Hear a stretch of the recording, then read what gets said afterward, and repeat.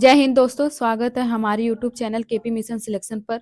दोस्तों, अगर आप यूपी पुलिस नेकपाल जूनियर असिस्टेंट्स की तैयारी कर रहे हैं तो मैं आपके लिए जीएस के इम्पोर्टेंट क्वेश्चन टॉपिक वाइज लेके आई हूँ, जो कि कई बार रिपीटेड और पैटर्न बेस्ड क्वेश्चन है। चलिए स्टार्ट करते हैं।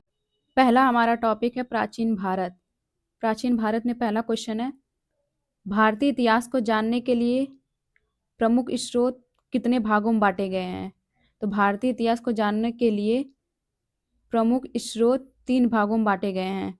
अगला हमारा क्वेश्चन है, निम्न में से कौन सा प्राचीन भारतीय इतिहास का साहित्यिक स्रोत है? तो इतिहास का साहित्यिक स्रोत हमारा वेद है। अब हमारा अगला क्वेश्चन है, वेदों की कुल संख्या कितनी है? तो वेदों की कुल संख्या 4 है। ऋग्वेद, यजुर्वेद, सामवेद, अथर्ववेद। अब हमारा अगला क्वेश्चन है, निम्न में से कौन सा वेद सबसे प्राचीन माना जाता है? तो ऋग्वेद को सबसे प्राचीन वेद माना जाता है। अब हमारा अगला क्वेश्चन है, ऋग्वेद में कुल मंत्रों की संख्या कितनी है? तो ऋग्वेद में कुल मंत्र 1028 मंत्रों की संख्या है।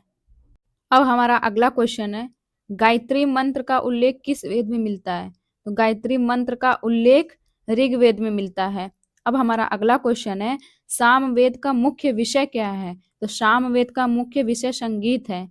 अब हमारा अगला क्वेश्चन है, यज्ञों के नियम एवं विधि विधान किस वेद में मिलते हैं? तो यज्ञों के नियम एवं विधि विधान हमारा यजुर्वेद में मिलते हैं। अब हमारा अगला क्वेश्चन है, अथर्ववेद का संबंध किससे है? तो अथर्ववेद का संबंध रोग, जादू टोना और तंत्र से है। अब हमारा अगला क्वेश्चन है, वेदों के पुरोहित होता का संबंध किस वेद से है? तो वेदों के पुरोहित होता का संबंध ऋग्वेद से है। अब हम वेदांग से संबंधित कुछ क्वेश्चन देख लेते हैं। तो इसका पहला क्वेश्चन है, वेदों के नाक के रूप में किसे जाना जाता है? तो शिक्षा को वेदों के नाक के रूप में जाना जाता है। वेदों की आंख किसे कहा गया है? तो वेदों की आंख ज्योतिष को कहा गया है। अब हमारा अगला क्वेश्चन है, वेदों के कान किसे कहा जाता है? तो वेदों के कान निरुक्त को कहा जाता है। वेदों के मुख के रूप में जाना जाता है, तो हमारा व्याकरण जो है वेदों के मुख के रूप में जाना जाता है। स्मृति एवं साहित्य से एमसीक्यू। अब हमारा टॉपिक स्टार्ट है स्मृति एवं साहित्य से। तो सबसे प्राचीन स्मृति कौन सी है? सबसे प्राचीन स्मृति मनु स्मृति है।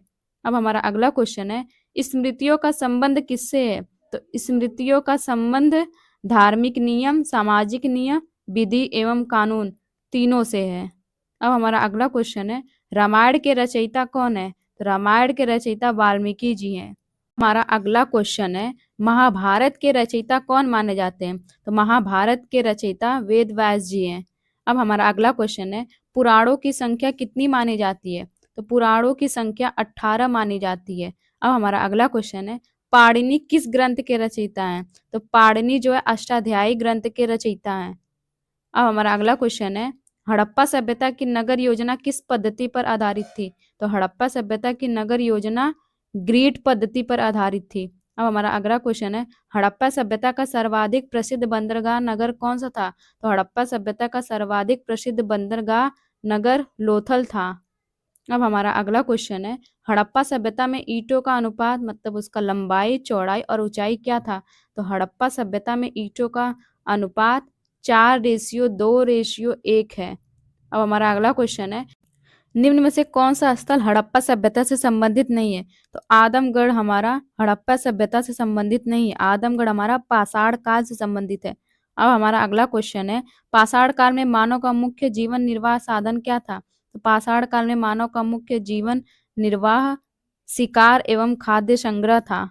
अब हमारा अगला क्वेश्चन है, मध्य पाषाण काल की सबसे प्रमुख विशेषता क्या थी? तो मध्य पाषाण काल की सबसे प्रमुख विशेषता हमारा था सूक्ष्म पाषाण औजार। अब हमारा अगला क्वेश्चन है, नवपाषाण काल की सबसे महत्वपूर्ण उपलब्धि क्या मानी जाती है? तो नवपाषाण काल की सबसे महत्वपूर्ण उपलब्धि कृषि की शुरुआत मानी जाती है। अब हमारा अगला क्वेश्चन है, भारत में नवपाषाण काल का प्रमुख स्थल मेहरगढ़ किस राज्य में स्थित है? तो भारत में नवपाषाण काल का प्रमुख स्थल मेहरगढ़ हमारा पाकिस्तान में स्थित है। अब हमारा अगला क्वेश्चन है, हड़प्पा सभ्यता के लोग मुख्य रूप से किस देवता की पूजा करते हैं थे? तो हड़प्पा सभ्यता के लोग मुख्य रूप से मातृ देवी की पूजा करते थे।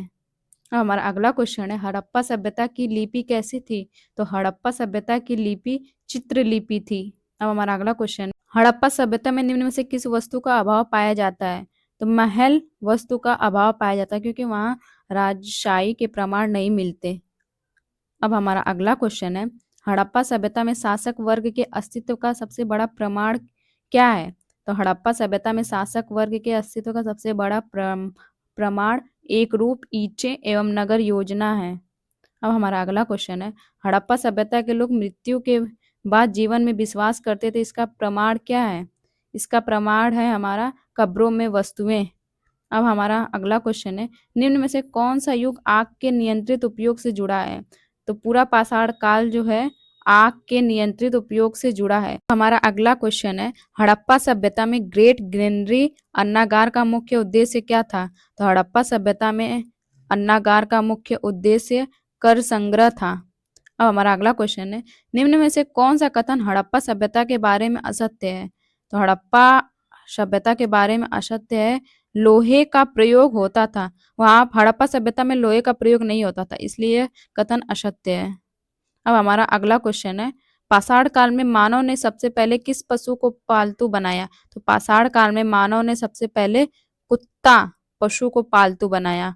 अब हमारा अगला क्वेश्चन है, नवपाषाण काल में अस्थायी निवास का प्रमुख कारण क्या था? तो नवपाषाण काल में अस्थायी निवास का प्रमुख कारण था कृषि।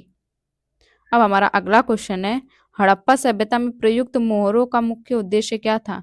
तो हड़प्पा सभ्यता में प्रयुक्त मोहरों का उद्देश्य व्यापार पहचान था। यह क्लास आपको उपयोगी लगी हो तो वीडियो को लाइक शेयर जरूर करें, और ऐसे ही इम्पोर्टेंट क्वेश्चंस के लिए केपी मिशन सिलेक्शन चैनल को सब्सक्राइब करें, और इसका पीडीएफ हमारे Telegram channel KP mission selection पर मिल जाएगा। धन्यवाद दोस्तों, जय हिंद।